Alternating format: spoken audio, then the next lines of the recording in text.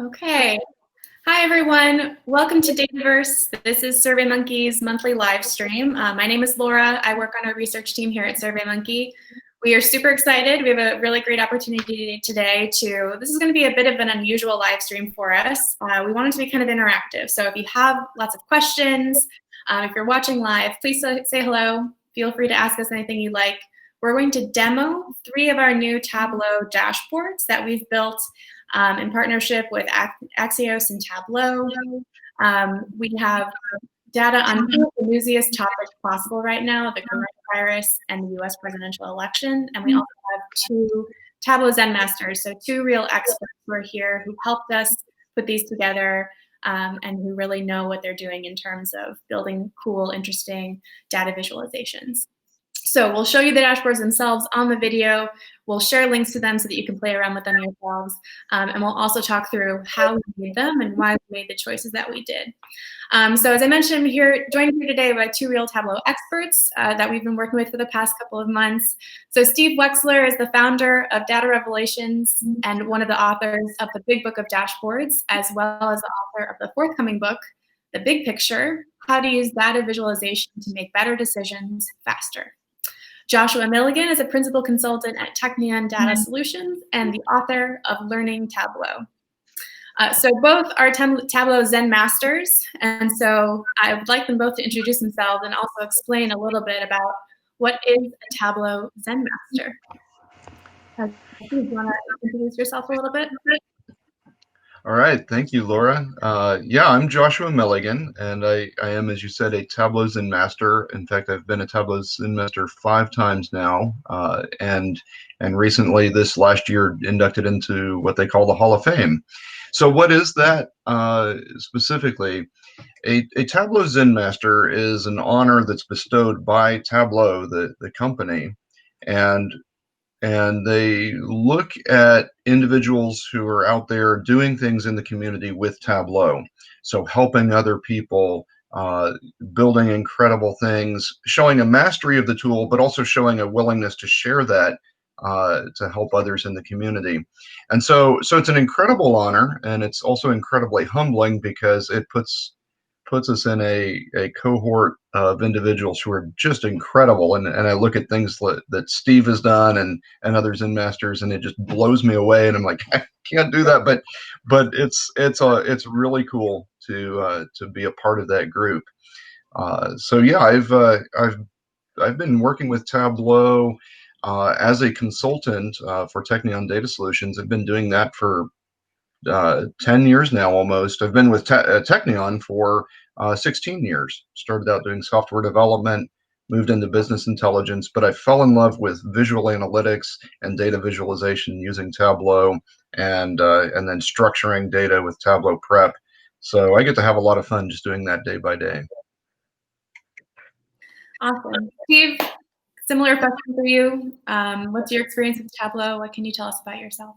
Well, I just want to give some props to Josh. When you had contacted me about doing this, sort of my subspecialty within the area is on survey data, and looked at this, and it reminded me of that scene in Jaws where the character played by Shaw says, "You're going to need a bigger boat," and kind of looking at all this and said, "Oh, you're going to need a smarter guy." And so suggested that we get Josh involved with this, certainly on the preparation of the data, but clearly way more than that. The only caveat that I have about Zen Masterdom is that if you're in the Tableau community, it's a real thing. If you are outside the community and I hand you a card and it says Tableau Zen Master, you might think, God, this guy's a complete tool. Who puts Tableau Zen Master on his own card? It's a real honor. I'm very proud of it. Delighted to be able to contribute to the community, because the community, and that's probably Tableau's greatest asset, is you have this incredible community of people that are willing to share their expertise. And we have borrowed a lot of that expertise in some of the dashboards that you're going to be seeing. So, yeah. Absolutely. So like I mentioned, we have 3 dashboards that we really wanted to show off today that are all part of this SurveyMonkey Tableau Axios partnership that is focused on the 2020 presidential election in the US. And I think we wanted to start with one visualization that shows a map of the US and the Trump versus Biden numbers over time. But before we get to that one, we want to talk a little bit about best practices in terms of using maps in Tableau. So Steve has some slides actually, so maybe we can show those slides, and let's see if they pop up here. But in general, there are some tricks to working with maps, just not necessarily in terms of how to use Tableau, but more in terms of how to tell the right story that you want to tell with the data. So Steve, do you want to walk us through this? Yeah. So I know early on, both you and John Cohen had said, oh, we're really dying to do stuff with maps because every time you look at election stuff, there's maps. It's just, there are real challenges of trying to show election stuff with maps. You look at this, and I kind of gave you a preview of this ahead of time and said, what does this look like? And I said, well, it looked, you mentioned it looks like breakdown by candidate by county, a county level view of this. And then I asked, okay, for what year was this? And somebody chimed in and said, oh, that looks like 2016 results when Trump defeated Clinton. Look at all the red that's there. This is from 2012. This is when Obama defeated Romney.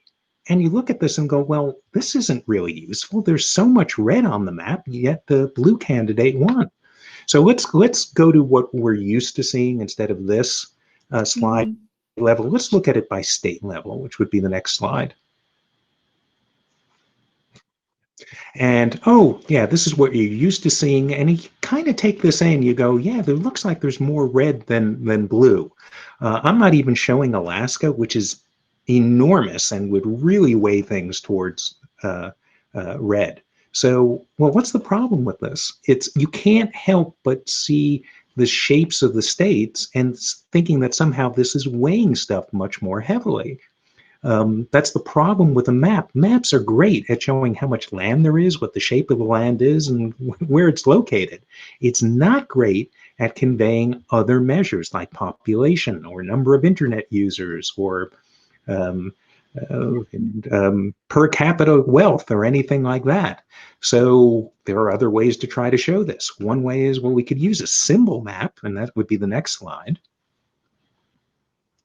And, oh, okay, I can see California is a big blob, 55 electoral votes versus Montana or Wyoming or North or South Dakota, which are very small. But this is still a little hard to take in. Is there more blue? Is there more red? And so people are trying to figure out, well, maybe I can distort the shape of things a little bit. And what you get is something called a cartogram. In this case, the next version is a hexagram. And a number of people have started implementing this, including we've got some folks in the Tableau community have said, oh, you want to make something like this? Here you go. And you can see the individual hexagons that are there are makes it easy to count. You can see where DC is, you can see where Maryland is, where Wyoming is, West Virginia, etc. And you can see roughly how much red and how much blue there is. This is, by the way, also the 2012 election results. Well, one of the things that we've been focusing on has not been so much the electoral votes, but more of things like the gaps between different demographics and things like that. So, and that's kind of, I think, unique in what SurveyMonkey is offering right now. So instead of this electoral view, we needed some way to deal with making it easy to find a state and look at it. So right now, let's go to something which is not about elections. It's about which national parks were most visited in each state. And a couple of things pop out. Wow, California, a lot of parks visited. Oh, North Carolina, a lot of parks visited. But you run into some problems with these filled maps. Can you find Washington, D.C. on this? Can you find Rhode Island? Can you find Delaware? It's really difficult. And do we even need to know how big the states are with this? Really, we don't. We're kind of looking at the popularity of these things. So I knew there was an interest in doing state stuff. And we do want to look at the next item. So I early on thought, let's develop a hexagon tile map where it's still pretty easy to find the state you're interested in. Look, you can find where Rhode Island is. It's not exactly geographically accurate, but it's close enough. And it's easy to find these things, focus on them. And so this has become a kind of cool way to show this stuff, either as a rectangle or as a hexagon. And the best solution to the hexagon tile map that I've seen was actually developed by Joshua Milligan. And we have, he wrote a blog post on how to implement it, and we started using it. And you'll see it in a lot of the dashboards that we built for SurveyMonkey. Let's jump to the SurveyMonkey dashboard then. So that's a great introduction into all of the considerations that went into how do we display this data in a map format. So we do have the big topic that everyone is talking about right now is the Biden versus Trump presidential race. So we have one of our main visualizations as part of this project shows our data. So these are data that we've been collecting since June on the main horse race between President Trump and Joe Biden for the presidential election. So what you see here is that we have the hex map that Steve really gave a great intro for, and that Josh and Steve have both contributed towards mightily. So the main features there are that you can see each state. It's color shaded so that you can tell really quickly which candidate is ahead in each state and which states are more of a toss-up or leaning one way or the other. So heavily red states like Wyoming, like West Virginia, those are clearly in Trump's category. Bluer states, the best example of that is Washington, D.C., which nearly 9 in 10 people in D.C. plan to vote for Joe Biden. And then the great part of this viz is that we've combined that hex map with some of our trend data over time. So since we have data on this going all the way back to June, we can show the results, the changes over time, as well as the current results by state. So Megan, if you want to go ahead and click through, we can show some of the features of this viz. Let's see, is it still up? Yeah, so let's click around with this. Josh or Steve, do you have any sort of, what would you like to see today? Results. So right now we're looking at the top left part shows the trend over time, overall, the top line trend. The top right corner shows the trend over time by age, but we can change those filters. So we can look by race, for example, instead of by age.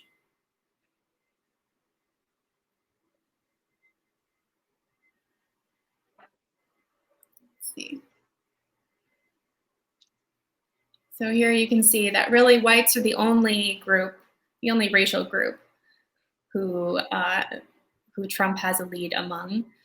We can also change the filter in the very top right corner to look just among, let's look just among young people voting. So let's turn off, uncheck all the boxes for people older than 25.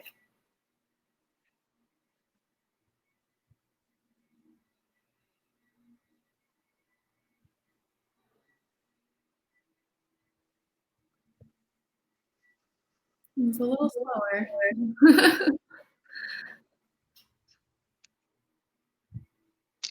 This is actually very spry on the website itself. So at tableau.com/election, this is working fine.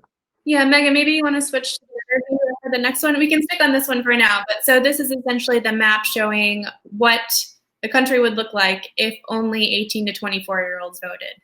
So the map looks a lot different than the overall map does. A lot more Biden supporters among younger voters here. And then why don't we go ahead and click on, while we're still in this view, why don't we go ahead and click on, let's click on a big state. So let's try California. And Josh, is there any sort of, while we're kind of waiting for this to load, are there aspects of this that from a programming perspective you had to consider as you were developing the hex map and making everything work? Yeah, there were several things we had to think about. One thing that you'll notice right now is that the view there at the top switched when you selected a state. So when you selected California, we're no longer seeing the trends. And we had to be sensitive to the fact that at a state level, we may not have enough data to accurately represent the trends. So instead, what you'll see there is you'll see just a single point in time, or it's actually a rolling average, but it's the endpoint. So we're not seeing the trends. But it's just fascinating to me to see the disparity amongst the different groups, and the wide range of differences, as well as in certain groups how tight it can get, and that can be very interesting too. Uh, I'll point out there also in the view, both the trend as well as this one in the upper right, you'll see a marginal histogram showing you how many, what your size of N is. So how many respondents did you have? And that can be very helpful as well as you consider certain groups may have had more or less individuals responding to a given question. I want to amplify that about the number of people and seeing how many people, if there are so few, if there are too few, there's a certain threshold, we're not even showing the results. And that SurveyMonkey was one of the challenges of this, was making sure that the data is as accurate as and trustworthy as possible. So a whole bunch of the weighings that's going into it. Do we show this? No, we do have trend information, but probably not enough to have a small margin of error. So all of those things kind of conspire to make this a little more difficult to fashion, but I think it's critical in establishing trust. So I'm glad that Laura and John Cohen were really driving, no, we can't show that, here's why. Yeah, there are definitely aspects of that so to get back to the storytelling aspect of this and why we wanted to use a hex map over a different type of map.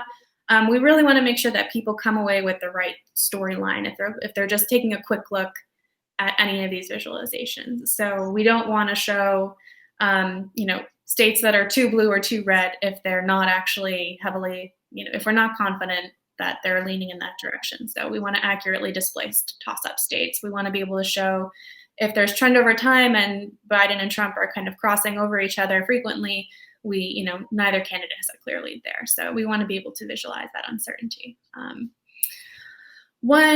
Anything else on this, Viz, or should we move on to the next one?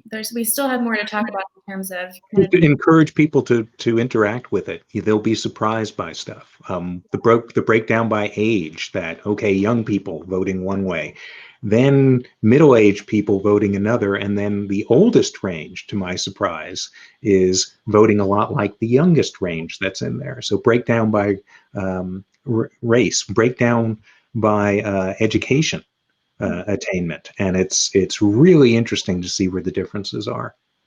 Yeah, we demoed the age and race, but we also have religion. We have whether gun ownership. We have someone in the household who's a member of a labor union. So as Steve mentioned earlier, one of the benefits of the scale of data that we're collecting is that we're able to ask all these questions and cut the data in different ways. So that's another plus here. So the next dashboard, this shows the same kind of question. So whether people are voting for Biden or Trump, but with a different layout. So we're no longer focusing on a map view here. We're really focusing on the different demographic characteristics and which direction they're leaning in. Joshua, do you want to walk us through this one? Or I can kind of start by saying that this is this big dot in the middle. If you imagine like everyone in the country, regardless of what demographic group or what age or what party they fall into, this is kind of a starting point as a blank slate. And then as we start to break out respondents by different demographic characteristics, so why don't we add party ID on rows there as a row? Nope. Tricky. Let's see. Yeah, that's the way I like to show it. So then we have Democrats obviously heavily voting for Joe Biden, Republicans voting for Donald Trump. If we add on gender, we'll see some differences.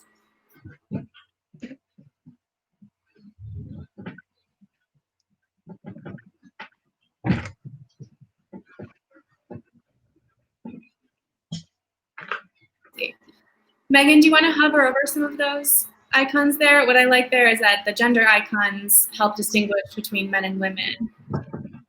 Joshua, do you want to talk a little bit about how you started thinking about how to display all of these characteristics at once? Yeah, and Megan, you might want to just click somewhere in the just a blank area in the chart, because it looks like we've got one selected, but yeah, just click off. Yeah, there we go. Yeah, no, this came out of a discussion looking at the previous dashboard. We realized there are a lot of demographics and a lot of rich data. But the previous dashboard, we had to select one at a time. So we had to look at race, or we had to look at age groups. There wasn't an easy way to see, if we broke it out by race first, and then we said, well, how do different age groups within each of the races, how do they look like they may support either Trump or Biden? And so the challenge was, how do we incorporate multiple sets of demographics and be able to see all of those at the same time, or at least many of those at the same time? So we iterated through variations of scatter plots and various ways of looking at it, and this dashboard is what came of that. So you'll see it's a dot plot, and the dots spread apart based on the demographics that are selected. And the challenge was, you're going to get a lot of overlap. You're going to get a lot of different dots, or different symbols, depending on how many different demographics you select. So how do you start to differentiate those? And we have, with data visualization, we have various ways of visually encoding the data. We can use color, we can use size, we can use shape, we can use position. And so we ended up using all of those here. The shape for sexual orientation, the position to indicate left for Biden, right for Trump, as well as some vertical spacing to help with some of the overlap, and size to help us understand the size of the group. And then this one also incorporates movement. So it may not come across as well in the live stream, but if you were to interact with this, you will, as you get finer and finer detailed, you'll see the marks actually spread apart, and that can be very helpful to be able to see where things were, and how far they move to the left or right. That can add a lot of information. So our goal was to make something that's very interactive, something that can be interesting, and hopefully we've come a little ways. I know that we've had some internal discussion about some ways that we could even improve upon this. Yeah, my personal favorite view of that visualization is showing party as the rows, the columns, kind of, and then showing it by age, because you can see that Democrats by age are really strongly clustered around Biden. They're like 90%, regardless of someone's age, they're voting for Joe Biden. And then Republicans, there's a little bit more variation, with younger Republicans less likely to say that they're voting for Donald Trump, even though they are still overwhelmingly voted for Donald Trump. And so I like seeing that in the viz, because you can actually see the dots move around and get bigger and smaller as you add in more and more groups. Oh, that is good. Megan, click in a blank area in the middle of the chart, not on a dot, but just in a blank area, so we can see exactly what Laura was saying. There we go.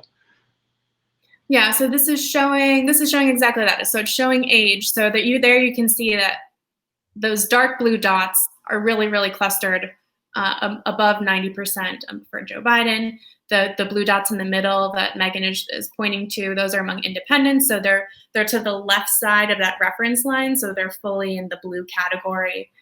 They're leaning towards voting for Joe Biden over Trump. And then among the red dots, among Republicans, you can see that there's more people. The the bigger dots for those 65 and older means that there are more people in that 65 and older category, first of all. And then there's fewer younger Republicans, but that small dot there for 18 to 24-year-olds, it's, I think, right around 70%. So fewer of them say that they're voting for Donald Trump relative to younger people who say they're voting for Joe Biden. So anyway, as like a data sort of, someone who looks at the data in crosstab format or written summaries and all of that, it's fun to see it visualized, and it's fun to see, you get the actual proportions all on one screen. So that's my favorite thing about this particular viz. Let's see, I think we can move on. Megan, why don't we show, do you have the online version of this one, as Steve was saying? Do you have that up? If not, we can work with this. So let's move away from elections for a little bit. And the last one we wanted to show here was concerns about, so coronavirus, which is, as I mentioned, the other big topic this year.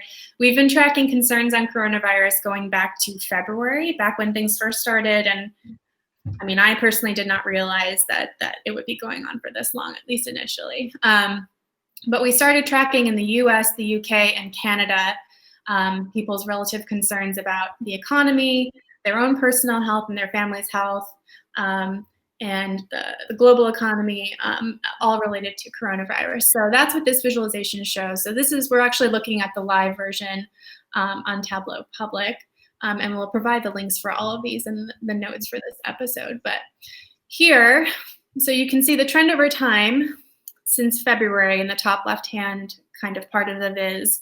And you can see for all the different questions, we asked about how worried are you that you or someone in your family will be exposed? How worried are you that the coronavirus will have a negative impact on the global economy, that it will have a negative impact on your own household's finances, all of those things. And there was a spike right in early March for each of them. And then it kind of tapered off, and then there was kind of another increase in concern over time, and then it's since tapered off. I think we're seeing some evidence that it's starting to increase again now as we get into the fall, and as people people are concerned about a second or third wave. So what you can do is you can change from that top drop down, we can change the question that we're highlighting. So right now we're looking at coronavirus concerns about whether you or your family will be exposed. But let's see here.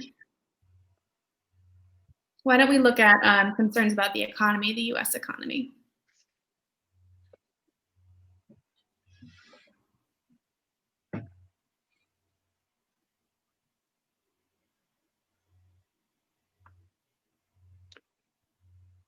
Oh, I think we're back on the Tableau version, Megan. Anyway, so here we can look at the same thing, and it will change the line that's highlighted. It will pop up a different one to emphasize. And then the breakdowns on the right will reflect that as well. Right now we're looking at the breakdowns by race. So one thing that we've seen really since the beginning, and that's still true, is that whites are the racial group who are kind of least concerned about the coronavirus. So we can see that here with their numbers being generally less than the results among other races. We could change it to age or change it to gender, those sorts of things too. Change it to party affiliation. That's always interesting. By party, that's right. Yes, going to see Democrats way more concerned. Good call. And what will happen is, there we go, Republicans much more concerned, much less concerned, sorry. Democrats have consistently higher levels of concern. I think in most cases, I don't want to go through each of the questions, but in most cases, the low points for Democrats is higher than the highest point for Republicans. So it's just it's nice to visualize that side by side here. And so then the last part of this map that I really like, and maybe we can talk about, we'll circle back to the beginning and talk about ways to visualize maps. But I really like, if you want to scroll down a little bit, Megan, that this map, we're able to see both the trend over time and the map view of this all in one. So we've talked about doing something like this similar for the Trump versus Biden numbers, but here it's nice to see that when there are peaks in particular states, we can usually tie that to a particular spike in coronavirus cases during that time. So you don't have to click a particular state, but the best thing to see is actually the easiest one to show this for, which you don't have to click, Megan, but is the fears about you or someone in your family being exposed, because it really does tie to the peaks and valleys that we've seen in each of those states. New York had higher concern earlier on because they had more cases early on. Texas and Florida spiked a little bit later. What else on that one, Steve and Joshua? What did I miss on that particular biz in terms of difficulty of getting everything to line up and ease of use for everyone? The map is a little hard read for me. Mm-hmm. You need to to see, well, where are these things really high, where are they lower. It takes a little more studying to find stuff from it. By the way, this is another case of kind of leveraging the expertise of the Tableau community. We are borrowing liberally from something that Matt Chambers developed and published maybe 4 years ago, of showing a timeline in a tile map. Went, wow, what a great thing to do. So let's just use that here and make it easy to find, allow people to focus on a particular state. So again, you see some interesting things when you break down by different demographics. You've got 5 different questions in play. You can see which thing is of the highest importance. So the one that's purple is the one that we're currently looking at. And you can see where there are, just differences in people's backgrounds and attitudes, by race, by gender, and by party affiliation. And it's some really interesting insights pop out, and that I've not seen presented this clearly at other sites. Yeah, I like being able to. The state view is one that it's so hard to find one way to get all of this information in one particular view. So for me, the big benefit of this view is that you get the top line number, plus you get the breakdowns and you can see them side by side, plus you can get a general sense by state, even if you don't get the exact numbers all at once. You can see where things are much higher or much lower relative to the other all at once, versus this is a visualization. I keep on coming back to this point. This is a visualization that I've had to make in a PowerPoint format on a weekly basis for months, and just not having to generate new charts for every state or for every demographic group or whatever it is, having it be all in one place that you can kind of easily click through. Has been a godsend for me in terms of trying to share out the data and to get people to, you get that quick insight, if nothing else, if not the exact data that you're looking for. So. The one thing I really appreciate about that dashboard is that it shows all of the questions all the time. So no matter which one is selected, I get to have all the others as a reference, and that's something that often when we do data visualization, we don't think about doing that probably as often as we should. But I really appreciate the fact that it was done here, because it does provide some valuable context as I think about the fact that, people within this group don't seem to be very concerned about this, but it does help me see they are concerned about some other things, and that's helpful. You also see stuff jump. Hey, this may be the the 4th from the bottom issue overall, but among this group, it becomes the thing that people are most worried about or most concerned about. So that view on the left was, well, here's the overall pattern and concerns of these 5 questions.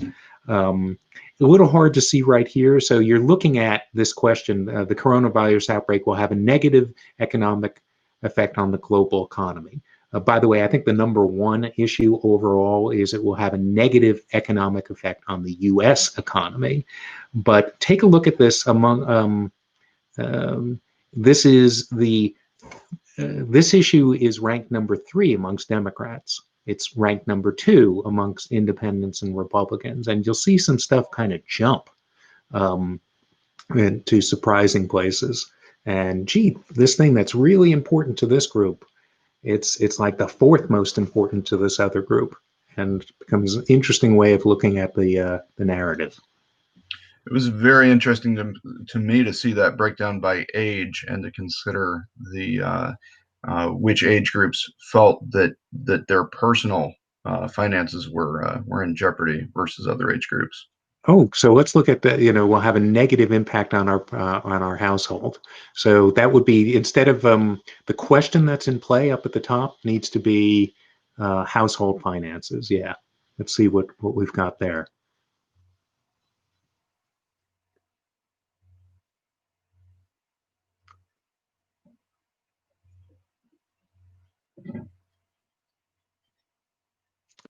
And the folks who are 65 or older are not terribly concerned about this.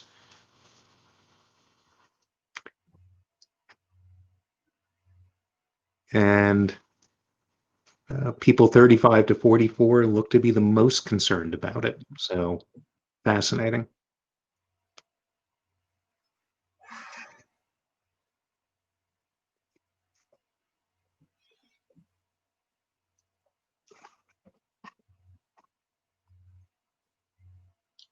So I am missing Laura's audio at the moment. Is that me? Sorry. There we go. Those are the 3 dashboards that we wanted to cover. More are coming. We will link to all of them in the show notes for this LinkedIn live stream. Steve and Joshua, is there anything else that we didn't get to today that you wanted to make sure to cover? I think we've got all of the main topics. No, not from me. Thank you so much for hosting this. This was great. Awesome. We're so glad to have you both. We've benefited greatly from your experience and from your expertise and your know-how for all of this. If any questions come in, feel free to leave them as comments. We'll try to get to them, and hope you enjoy playing around with all the visualizations. So thank you, Steve. Thank you, Joshua. Thank you, Megan, for doing all the hard work on the back end. Thanks, everyone, for watching. We do these monthly live streams once a month, so check back, follow SurveyMonkey for more info, and we hope you enjoy all the data. So thanks very much.